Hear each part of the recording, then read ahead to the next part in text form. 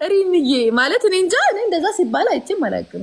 ነው ስታቸው ይሄ የአፍሪካ የሰዓት አጠቃቀማት ድሮም አልወደውም። ሲጀመር እዛም እያለው አልወደውም። እኔ አልወድም። ይሄ ቀን ሙሉ ቀን በሙሉ ስራ ሰርተሽ እንደገና ደግሞ ካፌ ለካፌ ያንንም ማግኘት ያንንም በማሽ ጊዜያቶችን ለዚህ እኮ ነው ደሃ የሆነውላችሁ።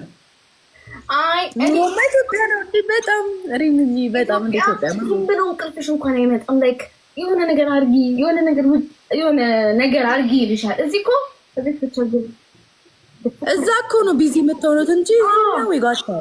በጣም ነው ታይምሽ የምታብቃቂበት ኢትዮጵያ። በጣም እዚህ እኮ ቢዚ ሆነን አይደለም፣ ህጉ ነው ሲስተሙ ነው እንድናደርግሽ እኮ ብር ካለ ኢትዮጵያ ነው ለፍቅር ለኑሮ ተመራጭ። ያ የተዝረከረከ ፍቅርና ታይምሽን ነው የምትጨርሺው። በስነ ስርዓት ኤልሻሌ በስነ ስርዓት ፍቅር ኖሮሽ ኢትዮጵያ ትኖሪ በስነ ስርዓት ትኖሪያለሽ። አዎ አሁን እኔ እዚህ የሚኖር ፍቅረኛ ቢኖረኝ አስቢ። አይኖርም እኮ አላልኩም። የተዝረከረከ አኗኗር ነው የሚኖሩት ኢትዮጵያ ውስጥ። አይደለም በጣም ተለውጧል። ምንም አልተለወጠም።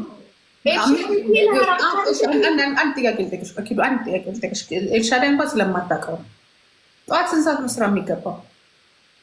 እዚህ ሀገር አክቱ ለኢትዮጵያ ማንኛውም ሰው ነጋዴ ኢትዮጵያ 2 ሰዓት ማለት 2 ሰዓት ይወጣሉ አይደለ? ከዛስ በኋላ ከሰዓት በኋላ ደግሞ 12 ሰዓት ወይ 11 ሰዓት ነው ስራ የሚያልቀው አይደለ? 10 ሰዓት እሱ ምንም ይበል። ከዛ ምንድነው ማድረግ ያለባችሁ? ከዛ በኋላ እስቲ ነገር አስረጅ። እንደ እዚህ እኮ አሁን እኮ እሱ የመንግስት ስራ ምናምን ከሆነ ነው። እዚህ እኮ አብዛኛው ሰው ነጋዴው ደግሞ ከምሽቱ 20 ሰዓት ነው። ከምሽቱ ስንት ሰዓት ነው በኢትዮጵያ?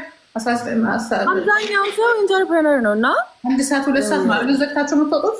ንግድ ቤቱ አንድ ጊዜ አንዴ ፖይንቱ ላይ ልምጣ። ስንት ሰዓት ነው የምትዘጉት ንግድ ቤቱ? አሁን 3 ሰዓት ተብሏል አይደለ? 3 ሰዓት እስከ 3 ሰዓት ያለው ነው። ገና አዋጁን አይደለም በአጠቃላይ ስንት ሰዓት ይዘጋል? 3 ሰዓት ከዛ ወዴት ነው የምትሄዱ? ወደ ቤታችሁ እናቴ። ከዛ በኋላ ነው በመሀል እኮ ይወጣል ጂጂ፣ በመሀል ይወጣል። በየቀኑ ለምሳሌ እኔ ብዙ ጓደኞች አሉኝ ስራ ያላቸው። ምሳ እንብላ ስላቸው ይመጣሉ። ምሳ በልተው ደግሞ ይገባሉ ስራ።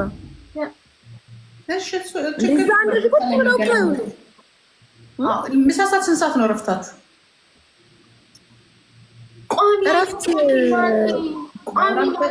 አንዴ ለአንቺ እኮ እዚህ ነው የምትኖሪው። አንዴ ላውራ ይኸውልሽ፣ አንዳንዴ ፖይንቱ ላይ እንድመጣ ላውራበት። ችግሩን እኮ ልነግርሽ ነው። ኢትዮጵያ ይሄ 3ኛ ዓለም አፍሪካ የሚባል ሀገር ችግሩን ልንገርሽ። ስንት ሰዓት ነው እረፍታችሁ? ሰዓት አለው? ሊሚት አለው? አዎ ሊሚት አለው። አይ ቲንክ 8 ሰዓት መሰለኝ። ሰራተኛ ካልሆነ በስተቀር የለውም አይደለም? አዎ የመንግስት ሰራተኛ ካልሆነ የለውም። አዎ ነጋዴውም ጋር ሊሚት የሚባል ነገር የለም። ሲስተም የለም። ለዚህ ነው ዝርክርክ ያለ በቃ እንትን የሌለው። ያን ለእናንተ ደስ ይላል፣ ግን ጥሩ አይደለም። አንደኛ ለምን ጥሩ እንዳልሆነ ታውቂያለሽ? ኤልሻዳይ ኃላፊነት በተሰጠባቸው ቦታ ላይ ምሳ ላይ ተዝረክርከው ስለሚገቡ ማታ እረፍት ስለማያገኙ ቢሯቸው ቁጭ ሲለው የምታየው ሙስና በሙሉ ስርዓት ያለው ስራ የማይሰራው አይምሯቸው ስለሚደክም አምሽተው ስለሚገቡ ቢራቸውን ሲያንቆረቆሩ ወይ ሲዝናኑ ወይ ካፌ ሲጠጡ ማታ ወይ ደግሞ በቃ ከዛ ጠረጴዛው ላይ ቁጭ ሲል የስራ ፍላጎት የሚባል ነገር የላቸው፣ አክቲቭ አይደሉም። እዚህ ግን ታውቂዋለሽ፣ ኃላፊነትሽን በደንብ ትወጫለሽ። ክራፍት አለሽ፣ ፓወር አለሽ፣ ህግ ታከብሪያለሽ፣ እቀጣለሁ ብለሽ ታስቢያለሽ።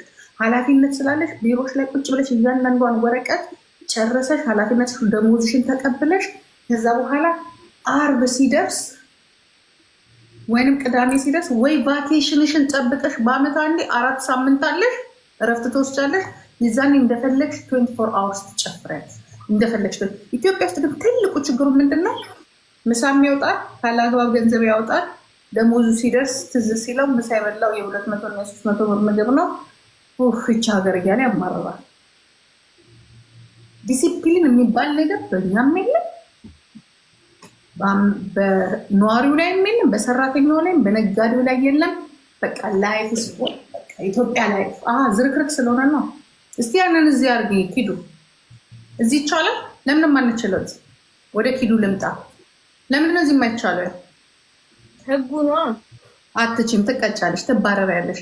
ከተሰጠሽ የምሳ ሰዓት የሻይ ሰዓት የሚባል ነገር የለም። ምሳ ሰዓት 30 ደቂቃ ነች። ትልቁ 30 ደቂቃ ነው። ሲያገር 1 ደቂቃ ስታምፕል አለ፣ በየቦታው ላይ ችፕስ አለ፣ ካሜራ አለ።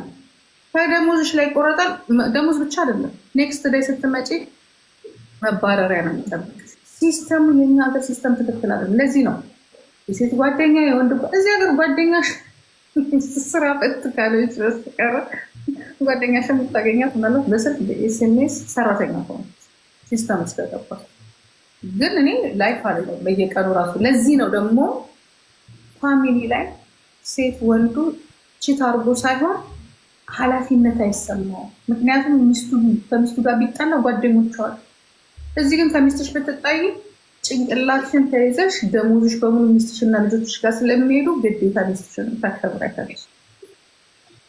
ካልከፈልሽ ደግሞ ጡረታ የሚባል ነገር የለም። የቤት ኪራይሽን የሚከፍልልሽ የለም። ኢንሹራንስ አትሆኝም። ኑሮሽ ስለሚዘበራረቅ ወደሽም ስራሽንም ቤተሰብሽንም ሀገርሽንም ህጉንም ማክበረሽ ትኖሪያለሽ። ሲስተሙ እኛ ጋር ጥሩ አይደለም። እሺ ተቀበል።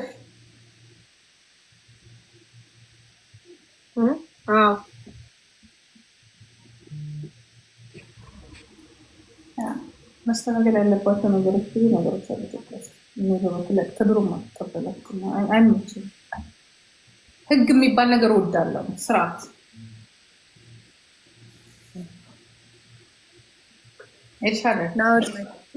ስርዓት ጥሩ ነው።